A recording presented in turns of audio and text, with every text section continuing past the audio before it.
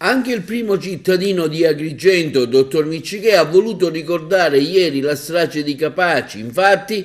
afferma il sindaco, alle 17:58, orario della bomba che esplose sull'autostrada per Palermo all'altezza di Capaci, ho deposto insieme ad alcuni componenti della mia giunta, alla presenza di diversi consiglieri comunali e del direttore del parco archeologico Roberto Sciarratta, due mazzi in fiori in piedi della stele all'interno del Giardino dei Giusti nella Valle dei Templi che ricordano il giudice Giovanni Falcone, sua moglie e la sua scorta.